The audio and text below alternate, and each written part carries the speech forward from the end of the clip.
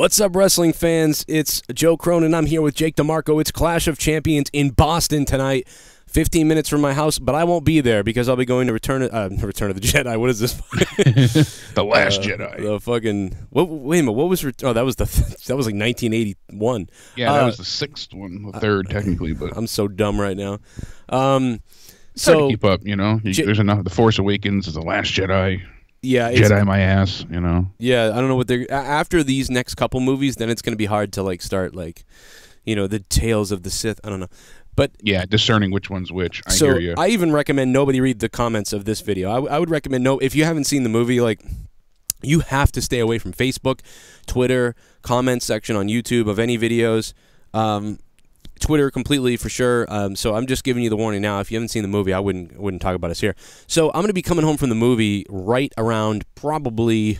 Movie's long. It's 2.5 hours. So 10:30. If you're starting at 7:30, you're probably going to start it at 8. You know, because there's like a half an hour of previews. I'm going to walk in my door probably as the main event's happening on Clash of Champions tonight. So happening or ending. I will be starting the Clash of Champions review tonight. Here's the other caveat. This is very interesting. We may have possibility to go live tonight on Joe Cronin Show because the ban lifts today, but because it's Sunday, it may not trigger till tomorrow. So I think what I'm going to do is I'm going to make the call right now. We'll probably be live tomorrow night from Joe Cronin Show again because the ban will lift tomorrow, I would think, by that time. But tonight we will stay on Corrupted for the live review. So make sure you know that. And Jake DeMarco is going to handle most of the review. I'm going to be in there like a Dave Meltzer, and I'm just going to sit there and be like, well, and then what happened? And here's what I think about that. Jake's going to give all his opinions on it. You guys can definitely call. We'll probably definitely take a lot of calls. It will probably be a 1-hour review, maybe. And then after that, I'm going to make my Star Wars review because I will probably be... more focused on Star Wars. I may even be in a coma, like when we're, you know what I mean? Like, you guys might be talking about Clash of Champions, and my eyes might be bleeding the entire review. You could be in a force dream by the time you walk out of there. Well, so. Let's say that I'm really fucked up from Star Wars tonight. Like, let's say that I am in some kind of unimaginable fucking mind fuck, okay? What's going to happen is I'm going to have Jake, I'm going to start the show, Jake's going to run the fucking review, and I'm going to go downstairs here, and I'm going to give my initial fucking rant or whatever on Star Wars because I won't be able to contain myself. Yeah, no. I have a feeling that's what's going to happen. I'm worried that that's what's... Well, and not worried, but I'm like... And that's probably a good thing if that does happen. But I know I'll be back, and I'll be here, and Jake's going to handle a lot of stuff. You guys can still donate, all that stuff. We'll try to set it up so that's possible. You know what I mean? We'll, you know, whatever the hell. We'll give Jake a bigger paycheck than usual tonight, so hopefully you should support for that. It's Christmas. And then once that's done, I'm going to sit down with Leah, and we're going to do our Star Wars review. And maybe Jake, actually, too, if Jake wants to hang on and sit with us. Absolutely. We'll all talk Star Wars. There's so much, I'm telling you. We'll do a mini non-spoiler, and then we'll go into the spoilers. So all that stuff. Anyway, let's get right into Clash of Champions because our time is limited. Jake is graciously has the notes ready to go. Absolutely. So we start off the night. Oh, quick little comment. I guess they're giving out a ton of tickets between radio stations, Instagram posts, local businesses. Wow. They're only at, I think I heard 68% capacity right now. Oh, in Boston. Wow. Yeah, in Boston. But dude, look at me. I don't even want to, like, I looked at it and went like, geez, I don't want to go. Yeah, between the NFL games going on today, the you know, in the local area, they also have Star Wars opening, things like that. You know, people are just not as interested in the product too. And it's Christmas time, so people don't want to shell out the money for a pay-per-view. They're really hurting right now. Dude, Steelers and Patriots are at 4 o'clock. I mean, you know, yeah. Star Wars is going on, Steelers and Patriots, all that other stuff. I mean, they're up against it.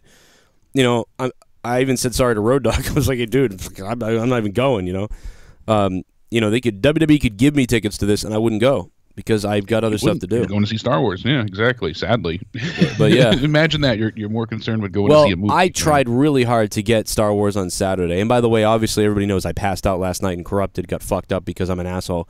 So now JB, Ken, and myself have all skipped Corrupted once. So now we're all even. We can't make fun of each other. I never... Clean slate. Right. I'm so angry and I'm embarrassed. I'm angry. I'm furious with what happened, and I know everybody's been really nice and like, "Oh, dude, don't worry about it. You know, you never miss anything," and all these things. And even though I missed out of nowhere last week too, there's been a sleeping issue going on around here recently with my sleep schedule and my being sick. and people being sick in the house. So, but fuck it. I don't hold any fucking excuses. I'm just angry. I'm furious that anybody was waiting to see that. You always show. hold yourself accountable. You can't be too hard on yourself. I mean, you got 3 kids. It's not an easy go. With all the support we got Friday night, and then and to say like we're giving away episode free tomorrow night, and then to not be there, it's like I'm just fucking pissed off. But that's okay. I know that it's okay, and it'll all be all right. But I'm just a little bit, But anyway, okay, let's move on. We'll throw in some extra episodes and stuff. We'll make it. Oh yeah, I'm going to be doing some crazy shit on Patreon now this week because of this. So if you're supporting me on Patreon, get ready. And next week will be free as well for Corrupted for everybody. And we'll do a bonus show on Patreon. And I'm going to do bonus shit this weekend on Patreon too. So, all right, Jake, here we go. Oh yeah, we got Mojo Rawley versus Zack Ryder opening up the show. There's been no development, no real storytelling here. You had Mojo Rawley turn on Ryder 3-4 weeks ago, right? And then it's just they haven't even spoken to each other. They haven't done anything. Neither of them were there for the go home this past Tuesday. So yeah, it was just Mojo's backstage comments with whoever it was. Yeah, so honestly, I think Mojo's going to go over Ryder here. I don't know if that's the best decision overall, but I would think it is. I would think the Mojo would go over, but again, I thought they had a missed opportunity. He could have cut a great promo the other day, but instead he cut a very safe, boring promo. Like he was right, and, so who cares? So Mojo is going to go over, but who cares? At this point, who cares if he goes over because there's no character development there with him. He should have been furious and angry. I almost wonder if I almost think that they might actually be worried about making him a full-blown heel, and they want to see him maybe defeat Ryder and then go on to be a face. Or they'll turn him full heel tonight. But it almost seems like they're playing it safe with him because they're not sure. And they almost see him as, well, nobody cares enough about Ryder anymore, and people start caring about Mojo a little more. Well, now he set up his face. So, I think Mojo wins, but look, I think that they are torn right now because they're not even on the Vegas betting odds site for this match. Maybe the match won't happen. I mean, they need it in the card. Card's not that big, so no, it's a terrible card. 1, 2, 3, 4. There's 6 matches, so they definitely need them to have this match. My eyes lit up when I saw the Boston date. I said, "Oh, thank God, man! Boston show, can't wait. I'll be there." And then my face just drooped down into mush when I saw the card. Yeah, this is. I don't even see anything for the pre-show. I've been looking and looking. And I would be maybe excited. Something announced on Twitter, but I would be excited to see AJ Styles wrestle almost anybody, really anybody, but not really Jinder Mahal. I am not excited. That's what's making me. I'm not kidding. The reason I'm not going here is because AJ Styles is facing Jinder Mahal, and I've supported Jinder Mahal before. I'm not someone who's torn him down.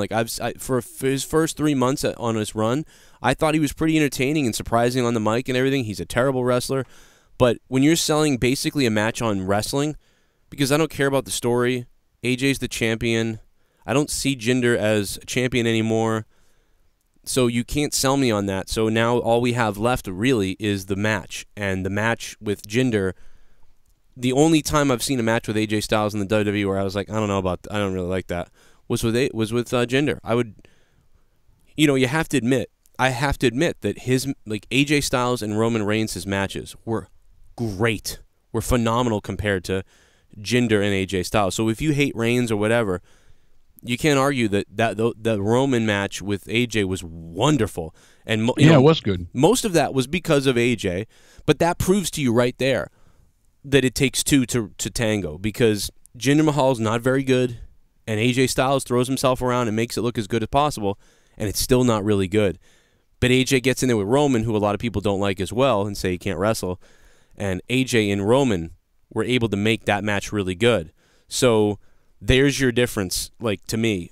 That's my problem. I respect Jinder's, whatever. I'm going on way too far about this because we don't have that much time, but you get the gist. Yeah, I can see right now Section G, which is right behind the announce table for where they usually are on SmackDown. Yeah. Row 3, $200 for tickets. Damn. They dropped down the price from $425 to $200. They had $1,500 front row tickets on camera the other couple days ago, and I thought, well, I'm not going to pay that.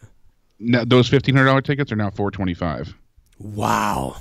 Right here, floor B, Row 2, Wow. $500. Even if WWE, well, I wouldn't pay that, but you know, No, I know, but it's still, I have waited till the price cut. There was, I mean, honestly, the last year and a half, all my tickets were, you know, WWE gave me my tickets, but before a year and a half ago, I did buy some front row tickets, and I got them for like $280 when I got them. So I would never spend that much money on those tickets, but there was like an hour and a half left until the show, and I went on and I got those tickets, and that was the show that I showed up at. I think it might have been the Hell in the Cell pay-per-view. Money in the Bank, maybe, no? It was, well, Money in the Bank was, I paid like $50 for those. That was years ago. Yeah. But yeah, you had good seats for that one too. So I think the first one that I got comped tickets to was Hell in a Cell with Leah. Actually, I think that was the first one. We got the chairs and everything. Like I was like, really? This is crazy. Yeah. They really want me to give them a good review over there. But anyway, yeah, let's move on to the next match. Fuck it, I don't care. Bludgeon Brothers, Breezango. This was added last minute too. I'm happy that this got added. I like both teams. Bludgeon Brothers haven't done anything outstanding yet, but I do like the idea of them. So hopefully this will legitimize their run a little bit more. It gives them, real opponents to shine against. It gives them a chance to actually go ahead and elevate their name. Could be the end of Fashion Files. I've seen a lot of people reporting that as well. I mean, we haven't seen much of it over the past few weeks anyways. Yeah. It's kind of scarce. Yeah, I would, honestly, like, they've been great. Bludgeon Brothers, I think you're going over here. Yeah, Bludgeon Brothers are winning. I think we should both agree on that right away and don't even need to talk about it much more. I think this will be towards the end, like you said, of the Fashion Files. I would flip these guys as soon as we could for WrestleMania. I would like to see them have a Mania match and not have a pre-show match, but I'm concerned it will be a pre-show match. I think that Breeze and Dango, like, getting for real, turning on each other and having a great match. Like, they could have a great match against each other. I think they could. So that's it really could. I mean, when I saw Tyler Breeze in NXT originally, I saw such big things for him, a huge future, and then he kind of got to his seniority in NXT was just dragged out for too long. He was there for a long time. Yeah, and it felt like they were never quite confident in that the character that he had, and it shows. I mean, these two work great together, and they still never gave them a chance to take off. I think they could have had a run with the belts, these two. Yeah. They were popular enough. They were huge with the Fashion Files stuff. People were eating it up. It was the best part of some shows, we even said. They saw him as that comedy act, I think, and it's just like, well, this is the comedy act. I mean, they did good for what they're doing, and before this, people were very mad. I remember they were just, because Breeze was just being treated like crap. Like, I think Nikki Bella, like, pinned him. And, it's still the same way a little bit. They're still kind of being crapped on here, but it's at least they were over with the crowd while being kind of crapped on. And can you say it's crapped on when you're on television and everything? I get that. That's the argument the entertainers and WWE always makes. Like, hey, yeah, they're on television every week. Are you on TV? And it's like, yeah, no, I'm not. But fucking Star Trek 5 happened also. So I mean, so I don't know, but whatever. Yeah, I think you might be right, though, about them ending soon. It seems WWE has a shorter leash on everything nowadays, even if it's good. And it feels like the writing has been slow or bad or they've been losing their time. I don't know. It's almost like one wrong move. Because remember they had that one week where it wasn't that good, and then it almost seems like the next week then they were advertised and then they canceled it. It almost seems it was like the Pulp Fiction thing, I believe, didn't show up that week. It's like you have to be on 100, like when you're not liked that much or when you have whatever, you have to hit every time or the one mistake and you're done. Like there's no as soon as you're not firing at all cylinders, they take the gas out of your engine. That's what it seems like, and it's almost like, well, why not try again next week and try to kill it next week and then try one more time the next week, and but it's a way shorter leash, it appears to me. But yeah, so let's move on, I guess.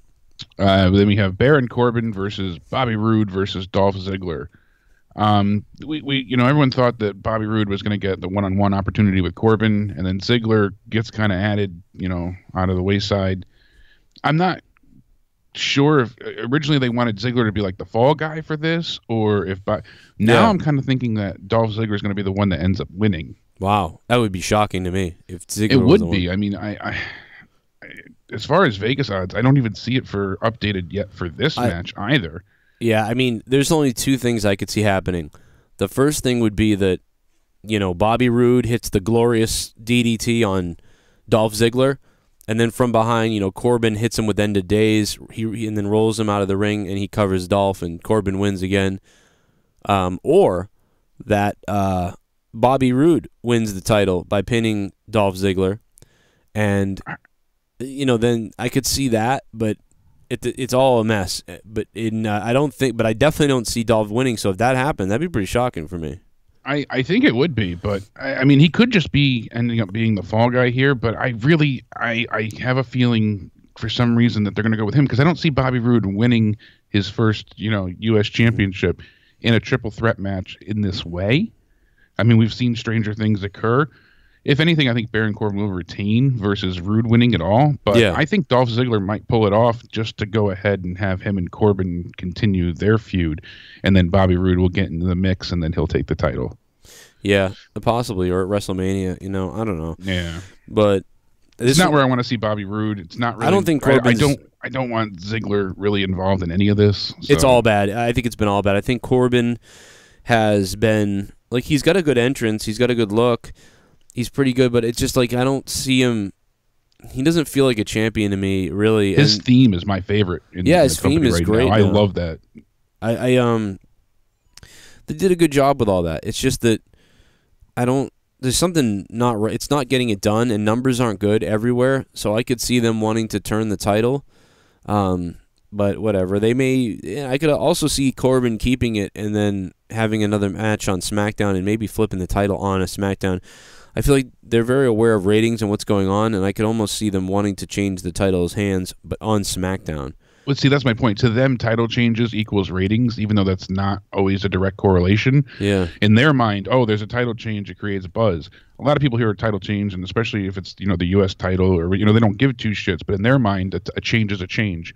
So, long story short here is there's 4 title matches. Something's changing. I think it's going to be this one. I think Dolph Ziggler is going to take it just because it's more unexpected. That will be very unexpected if that happens. But we'll see. I don't see the Usos losing it, because next match up we have Tag Team Championship Usos versus Chad Gable and Shelton Benjamin, so the new American Alpha, versus the New Day, and then Rusev and Aiden English with Rusev Day. Yeah, if anything, Rusev and Aiden English would win this. I agree. I'm going to stick with. I agree. I don't want to see the New Day anywhere near the belts anytime soon. No, they don't need it. They don't need it. There's no reason. I'd like to see the Usos retain, honestly, just because they've been such a dominant powerhouse. I like them as champions, but if they don't lose the belts here, it's like, who else do they have to face? Maybe the Bludgeon Brothers can take it, but besides that, there's no other tag team. So if they dominate all 3 other teams here, yeah, you're left with no. Now, is this can somebody get pinned that's not the Usos? That's what I mean. It's a fatal 4-way. Oh yeah, but yeah. Somebody can get. I don't pinned. know if there's 4 men in at once, or if they're doing it how they did the 8-man style, where they, you know, they're tagging one team in at a time, or is it elimination? They haven't really said. Yeah, that's tough. And they changed their mind so many times. They've announced the fatal 4-way before, so they've had all 4 participants in the ring. Then they've made it, you know, last minute. They've come out and they're going to tag in one team at a time, which is really odd. It's hard to do 4-man tag matches like this. If you want to keep a story going, you really have to, you know, get the belts off the Usos. But yeah, I mean, I would want to keep the belts on the Usos. I would want Usos to win and keep the belts. It's just weird that there's a fatal 4-way. It really reeks of the Usos not being pinned for the titles, and then Rusev Day or whatever being able to, you know, gloat to everybody while holding the belts. And then, you know, the Usos got to fight to get their belts back, you know, and then maybe they face the Bludgeon Brothers or something at WrestleMania. Yeah, that could be on the bigger side. I mean, the Usos are still favored here by Vegas, but it's such a small lead over the other teams that it's not anything notable. Yeah. This just screams like, you know, screwy finish, or, you know, being able to take the belts off them indirectly, where they pin another team that's not the champion. So yeah, because they want to protect the Usos right now because they're so hot. They're the best tag team in the company, I think. I like them better than Ambrose and Rollins as champion because oh, absolutely. They seem like for real, you know what I mean? I don't like... Yeah, so I love the Usos. So I'm going to pick the Usos just because... You know, I just don't want them to lose the belts, even though it means, you know, building a story with, you know, Rusev and Aiden English. But I don't care about any of them, so I just want to keep the belts on the Usos. Yeah, you know what I just thought of? You said Ambrose and Rollins. It's actually Sheamus and Cesaro. That's how much the Raw tag team belts mean to us. I forgot. Yeah, you're right. See, I don't even care. Although I know we don't even give. see, Sheamus and Cesaro are great, and you know Rollins and Ambrose are good, but those belts have gone back and forth so many times. Every week they face each other, and whatever. Like, who knows what's going on? Like, I don't care at this point, and they're having great matches too. So that just shows you right there. It's the entertainment, it's the storytelling that's lacking with them because they're having good matches and the belts are moving. But I'd rather watch I'd rather pay to see the Usos. I would get excited to watch the Usos come down to the ring. Whereas with Ambrose and Rollins, I really wouldn't be excited anymore with them, and nor with Sheamus and Cesaro, because I've seen this match 100 times, and I'm somebody who wasn't an Usos fan. Even a year ago, you know, I was always like, yeah, Usos are great, you know, 7 out of 10, you know, 6.5 out of 10, 7.10 out of 7 out of 10 tag team. But right now, in the company with what's going on, you know, I'd say the Usos are an 8 out of 10 tag team. You know, or yeah, 8.5. They've really exceeded all my expectations. Their stock has risen exponentially. And that's because their mic skills, when they're speaking, I'm like, man, it sounds like they're just going authentic. When Ambrose speaks still, it seems like Ambrose is scripted, and he always does that slithering thing, and it's like I don't like these fucking guys anymore. Slippery, slimy. Yeah, it's just these goofy like expressions. Like I don't know why. Like the Usos are just too cool right now. Like I'm sorry. Like, and I can't even believe I'm saying it. They feel like the complete package. Yeah, they feel like they're good on the mic. They're good on promos. They're constantly delivering entertaining matches. They're all around the full package. And they it feels like they obviously won the confidence of WWE to say like, all right guys, like, you know, you've done your job for a long time now, like, go out there and do what you can on the mic. It almost feels like too like they weren't the best on the mic before, and they got to practice it like in front of our eyes because they didn't do the best the first couple times, and then they did really well, and then they did well again, and it's like they're on a steamroll right now where it's like, wow, these guys' mic skills were like basically grew up in front of our eyes, and almost like they like, hey, we got Samoan blood, like we're related to The Rock in a way, you know, like let's do it. Like, and they got some kind of confidence, like, or something. And you know, the funny part is they took off best when they got away from Roman. I know. You're right.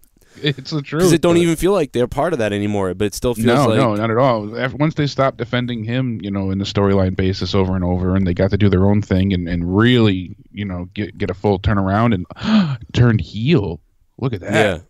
Look what happens when you turn someone heel. I bet you Roman could do better if he turned heel. But, you know, and I know that people say, oh, he's in the middle, you know.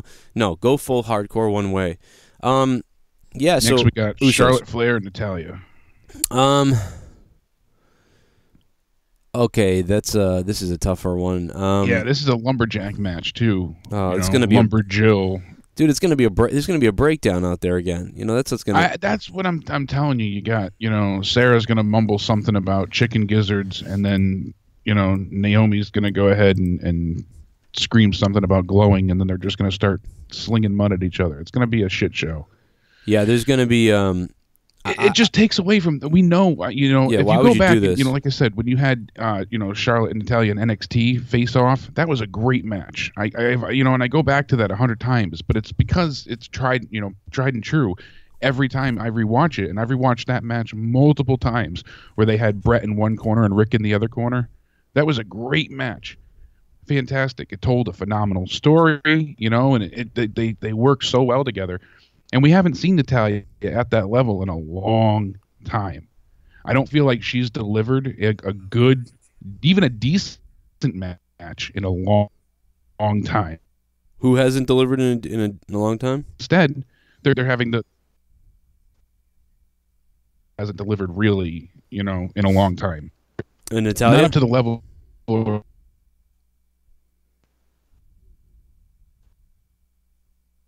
Hey, Jake DeMarco, we're losing a signal here with Jake DeMarco. Let's see if I can try to fix it here. Seem to be losing your Wi-Fi. Yeah, we're losing a connection here. Let me see. How about now? Can you hear me better now? Yeah, I can hear you better now. Oh, man, yeah. It sounds like you're delayed or something right now. Like it's probably my end because I'm in the basement. But we get a yellow bar again, so it's not red anymore. So, yeah, continue. I'm sorry. Hey, there we go. Now it came back. There we I go. can hear you. No worries. Yeah, Natalya hasn't delivered in a long time.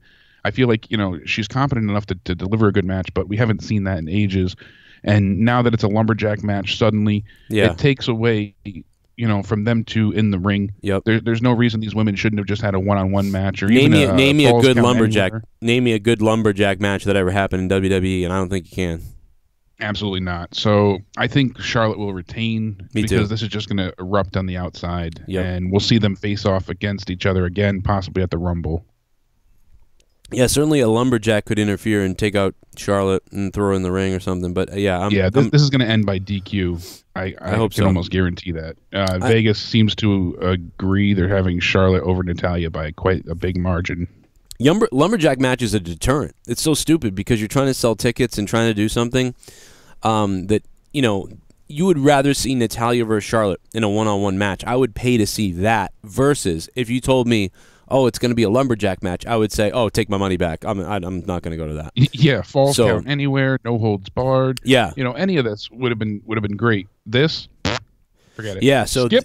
I think that was a huge mistake on WWE's part, which leads me to believe that maybe they did it for a reason, and maybe there will be a title change based on interference, because why would you do this otherwise? So, I don't know. Might be something going on there to think about. With new blood coming in, why would you want to give the belt back to Natalya? I agree. The problem. Well, I agree. To protect Charlotte, to let one of the new bloods beat Natalya without beating Charlotte, and Charlotte gets beaten because of someone in the Lumberjacks. But yeah, I'm still going to pick Charlotte, so we'll still go with Charlotte and play the safe. But that makes if they do that, makes WWE I think stupid. But that's just me. Next, we have the co-main event of the evening, which really agitates me here. Not to be nitpicky, but AJ Styles, the champion, WWE champion, versus Jinder Mahal. This is Jinder's. Wait, is that not going on last? No, supposedly going on last is the Owens and Zayn match. Oh my God, Jinder's gonna win. So. Oh my God, Mahal's gonna win the title. That's kind of. Oh my God. What I'm thinking here, because what the fuck? There's been no stipulations added, but the rumor is that they're gonna make this no DQ. Oh my God, why with the fucking Singh brothers out there would that happen? And this is Mahal's actual first rematch since Styles took the belt off of him ahead of Survivor Series at the the London show there. What was it, SmackDown? Yeah, the London SmackDown. So a rumor has it that they're going to add a stipulation for this match last minute. Supposedly it's supposed to be turned into a no DQ. The Vegas odds for this have AJ retaining, but it's only by a small margin. It's negative 415 to 295. So I mean, it's not. I will tell you, concrete. If this match is going on last, then AJ's winning. But if this match is going on second to last or not last, dude, how could Mahal not be winning? Yeah, everything that I've seen for card and lineup tonight has said that this was the co-main event. So I mean, I could be wrong, but this is what I've seen on WWE.com. Yeah, but who's going on last? Did they know that? Did anybody said that? The last I've seen is that it's going to be Zayn and Owens. So. Okay, and that's because it's, well, you know what? I take it back. I take back what I said, because now that I think about it, that's not necessarily true. They probably want Zayn and Owens on last because there's going to be a shocking moment in that match. Yeah, there's going to be a huge heel turn. Yeah. Possibly. Okay, so you know what? I changed my mind. Because they needed that. The reason why they're having it on last is because what we just said. So, okay. So that's not a big deal anymore then. So that means AJ probably still will retain, and some kind of fuckery is going to happen where Owens and Zayn are going to win. So, I mean, because when you go to WWE.com for this part, it still shows AJ and Mahal as top billing, but everywhere else that I see it, like if you go to the Arena website and whatnot, it shows Owen and Zayn, as the top match. So, all right, well there you go. I'm gonna just make it easy for you right now. AJ Styles got to retain that title. Don't put it on Jinder. And there's no reason to put it on Jinder. Even with Triple H explaining why he lost it and you reporting on that, there's still no discernible reason to give him the belt back. Not yet, no. What has he done to re-energize himself and earn his spot as champion? Nothing. AJ is extremely over. Even the people in India didn't want Jinder to win. They were cheering for Triple H. Well, I will say I thought it was split based on what I was hearing, but you're right though. It's weird, But it wasn't a unanimous, Yeah. outcry or outpouring. They it shouldn't even have been split. Should have been 80-20. And they had empty seats there too, which is kind of crazy. They only sold 9,000 seats, in some of the arenas. That Dubai show did not well at all. So Abu they Dhabi had to cancel one of them too. That's crazy. They had either had 3 nights or 2 nights. I forget the story, but they had to cancel one of the nights and then combine the show because they didn't have enough ticket sales. I mean, look at TNA, dude. They thought they were going to have a thing over there in India. I mean, they're crazy. Back in 1990 something. I mean, I remember Bret Hart was over like crazy there, but there's nothing like that really anymore. No, but TNA also, did the whole women's match over there first, long before WWE did. I like how they tout themselves as, pioneers when TNA actually did this years ago. Yeah, but they're like, we made history. You think about it, their whole expedition here, their whole project of making Mahal champion to bring interest to India and, expand the market failed. Everything that you tried to achieve did not work. You lost fans. In the States, you lost hardcore fans who didn't believe in a jobber as champion. You didn't expand the market. You didn't gain any new subscribers or fans overseas to the point where it could be touted as a success. So what did you gain from this? Nothing. It only hurt the company. Move away from Mahal. If you need to, repackage him. Make it less about him being, the Maharaja, and make it more about him being a tactician, a lethal assassin who they could figure it out. Repackage him entirely. But I don't even think you need to. I think you just need to, move him down to like the United States title or something like that. But he's going to end up going down and then crashing and burning at that point because he's going to fizzle out. That's the thing. I was trying to avoid him being written off. He did great though. He did great for like 2 to 3 months. He was the perfect answer, and he surprised people with his, he really did well. But I give him credit. After 3 months, he should have been moved away from, which is, that's just our opinion here, but. Main event, dude. Owens and Zayn. We got to move on. Owens and Zayn. Yeah. I'm going to pick versus Owens and Randy Zayn. Orton and Nakamura. I keep saying that Owens and Zayn have to win since they already announced that Sami Zayn's going to be in that mixed tag match coming up on Facebook. There's no way that they're going to lose their careers here. So Owens and Zayn have to win. Yeah, they're WWE spoiled it too, by the way. Yeah, you're right. Yeah, they're highly favored on Vegas. If they said that they would no longer be on SmackDown, then I could see them losing. But because their careers are on the line, there's no way they're going to be fired. Right. So that's it. I mean, we got it there. I think Shane McMahon's going to make a heel turn here, though. I think he's going to be all out. People say, well, maybe Daniel Bryan makes a heel turn. I thought Daniel was going to help. I thought Daniel was going to help Owens and Zayn. I think he will, but I think they really want to make them. Remember, I said a while ago the report was they wanted to turn Owens and Zayn into the sympathetic baby faces and have Shane go full on heel. I've heard that so many times as well. So, yeah, okay, yeah, it's just a mess. He'd have to attack Daniel Bryan then in this if that happens. Yeah, which we could see that happen with something, But again, what is Daniel Bryan's status? Because if you see anybody put any kind of physicality on Bryan, that will be a shock. Yeah, I mean, the first thing that comes up when you search Clash of Champions, it says Shane McMahon most likely heel. That most likely heel and face turns. It's just like. I thought Daniel Bryan would go heel, but all right. Yeah, I mean, anything's possible at this point. That's the problem. They just kind of really go all over the place. But everyone's thinking that Shane McMahon, and then it says in parentheses, or Daniel Bryan. Yeah, yeah. That's funny. I think Shane would be more the likely candidate, but it'd be cool to see Daniel Bryan as a heel. Yeah, that'd be kind of cool. I don't know if it worked though. That people are so over for him, and people it'd be a hard Shane sell. Too, you have to really stick to it. And if he's injured, then it really makes it hard because it's like he's so sympathetic. We got to get out of here. Clash of Champions 2017. We'll see you tonight live for the review after it's over. I'll be on. I won't be on Twitter until after Star Wars, but I will see you guys then. I'll be back with viciousness tonight because I'm losing my mind having to stay away from ferocity. Yeah, I have to stay away from social media, and I'm really disconnected. It's really freaking me out. Thanks to Jake DeMarco. Hit him up at Countdown Ended on Twitter. Hit me up at Real Joe Cronin, and we'll see you tonight. I'll be live tweeting tonight for the show, so you guys can go ahead and hit me up, and we'll talk about Clash of Champions. And you know, just make sure you're subbed to both my channels. The wrestling channel, youtube.com/Joe Cronin Show. Hit that sub button down below. And, of course, our other channels where we do other stuff and go live to do these shows for a little while until tomorrow. youtube.com/corruptedpodcast. And if you want to support me, guys, and you like what we do here and you want more of these reviews, you guys are the ones that have the ability to fund this to keep this going. So please get 6 to 8 hours of bonus content and support us at the same time by going to patreon.com/Joe Cronin Show. And thanks to GIF101. GIF101 is doing $5 a month. Matthew K doing $5 a month. And Lil Josie doing $10 a month on patreon.com/Joe Cronin Show. See you tonight for Clash of Champions. This was Clash of Champions predictions. Will it suck? Leave it in the comments down below. Oh, and watch my previous video on Vince McMahon and the XFL. I had some points there I thought that were cool. Maybe not about XFL and the NFL, but more points on what Vince could do with an MMA league, possibly.